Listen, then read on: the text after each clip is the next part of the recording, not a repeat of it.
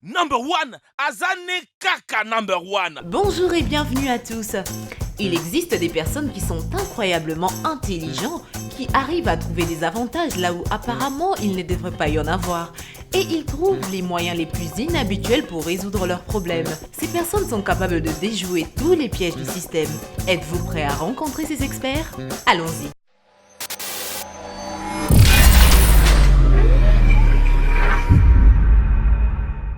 Obtenir le lingot d'or. Imaginez une boîte en verre épais parfaitement transparente, située au centre de la salle d'un musée japonais, avec en son centre un lingot d'or pur de 12,5 kg. Imaginez que pour obtenir ces lingots, vous n'avez qu'un petit trou par lequel une seule main peut passer. Il est presque impossible de penser à un trophée plus précieux. Nombreuses sont les personnes qui ont essayé de le retirer jour après jour, et personne ne réussit car l'or est trop lourd et ne peut être levé avec une seule main. Et le trou est positionné de telle sorte qu'il est difficile d'atteindre le lingot. À cela s'ajoute le fait que le lingot est glissant et ne peut être facilement tenu entre les doigts. Mais rien n'est impossible. Deux personnes ont littéralement fait l'impossible et ils ont sorti le lingot de la boîte. Il semble que les mains de ces braves japonais ont eu de moments difficiles, mais ils étaient prêts à tout pour ce lingot. Bien sûr, personne n'est autorisé à emporter le lingot car son coût est trop élevé pour que le musée japonais le permette. C'est pourquoi chaque personne ayant réussi à sortir le précieux lingot se voit remettre une carte en or pur d'une valeur de 4500 yens. Ce n'est pas plus de 40 €, mais réussir à retirer le lingot reste le moment le plus mémorable.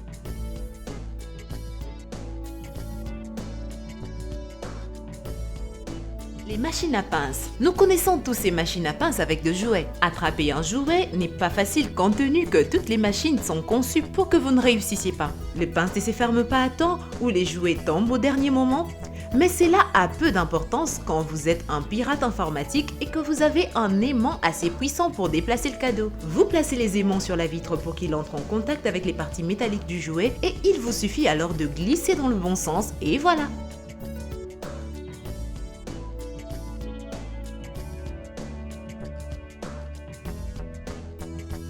Les machines à snack. Combien de fois avez-vous voulu manger un snack dans une machine? Mais que faire quand votre achat est bloqué? Une personne semble avoir régulièrement rencontré le même problème. Et elle a donc trouvé un moyen élégant mais sûrement pas très légitime de piéger le système avec un ruban adhésif.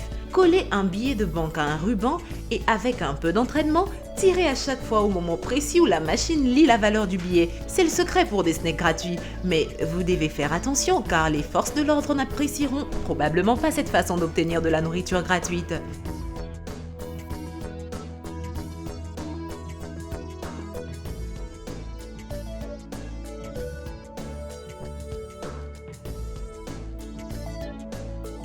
Les grandes machines à pince.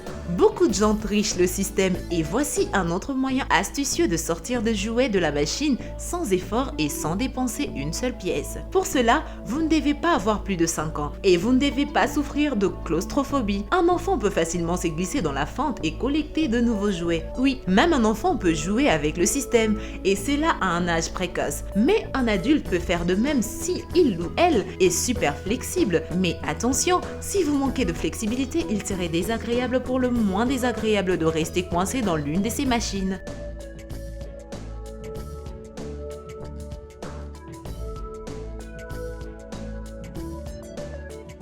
Faire des paniers pas comme les autres. Généralement, lorsque vous êtes petit et intelligent, vous pouvez pirater n'importe quel jeu. Le but des machines à faire des paniers prend un autre sens si vous montez sur la machine et de manière nonchalante, faites tous les paniers. Le but de cette machine est de lancer les balles dans le panier et de gagner des points. Et si vous ne lancez pas, c'est de la tricherie. Mais certains enfants ne s'intéressent manifestement pas à de telles subtilités, car une telle faille dans le système peut être utilisée à leur avantage. Une loupe pour ne rien manquer. Quand vous jouez à un jeu, vous faites des efforts sérieux. Utilisez une loupe pour gagner à un jeu est non seulement en rupture avec le système, mais c'est tellement cool et incroyablement excitant. Ces loupes sont vraiment utiles et rendent les jeux d'ordinateur ou sur Android plus intéressants. Cependant, nous ne sommes pas tout à fait sûrs que cette loupe peut fonctionner sans fractionner l'image en pixels séparés, mais bon, pour un joueur, abattre les ennemis dans le jeu et gagner 2 points est bien plus important que le nombre de pixels sur l'écran.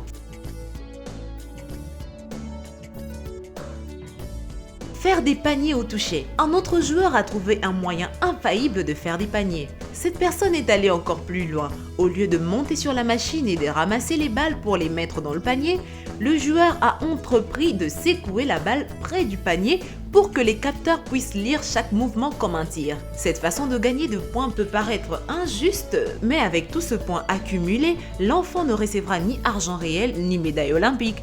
Il ne s'agit donc qu'un divertissement.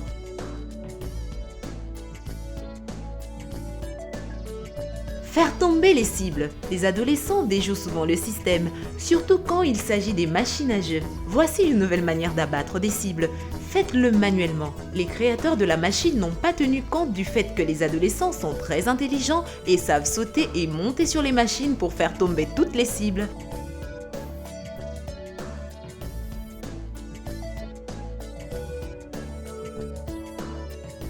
Une année en classe VIP. Certains adultes savent vraiment jouer avec le système. Voici l'histoire d'une personne qui, pendant une année entière, a utilisé tous les bénéfices clients de la zone VIP d'un aéroport sans jamais avoir mis un pied dans l'avion. Le service aéroportuaire destiné aux clients de la classe affaires offrait une variété de services dont le coût était déjà inclus dans le billet. Parmi eux étaient un repas de première classe, un bar, une zone de loisirs, en général tout ce dont un passager en classe économique rêve. Ce client chinois avait un billet en classe affaires avec la compagnie China Eastern Airlines et chaque jour il changeait la date de voyage.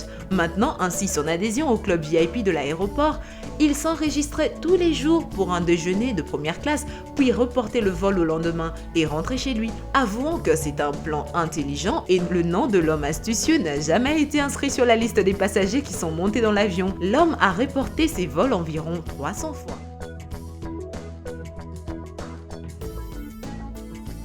Un prêt de 5 000 $ pour 2 semaines. Sur New York, un résident un jour demanda un prêt de 5 000 $ pendant 2 semaines à une banque locale. Mais l'homme offrit sa voiture de sport d'une valeur de 250 000 $ en guise de garantie pour le prêt. Après 2 semaines, il remboursa le prêt et paya à la banque des intérêts de... Il a bien sûr pris sa voiture. Un employé de la banque lui demanda « Mais pourquoi faire un tel prêt ?» L'homme répondit alors qu'il était tout simplement impossible de trouver un parking pendant 2 semaines pour une voiture de ce type à New York pour 15 $. L'homme a trouvé un moyen pratique de garer sa voiture dans un bon endroit et un coût moindre. Cette méthode est tout simplement géniale.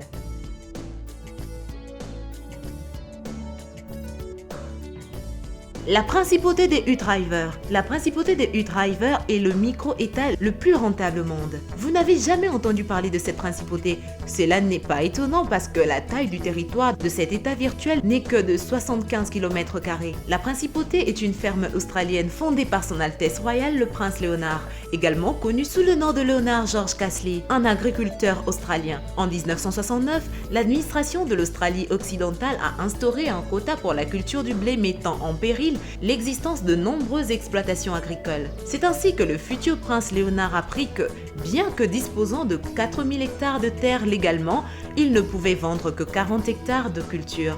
Le fermier écrivit à plusieurs autorités, mais rien n'y fit, et il décida de séparer ses terres de l'Australie. La tradition australienne le permettait, et en 1970, la principauté de U-Driver vit le jour. Leonard Castley se déclara Sa Majesté le Prince Léonard pour éviter toute arrestation. Il présenta une ancienne loi sur l'immunité des monarques qui n'avait pas été abrogée depuis 1495.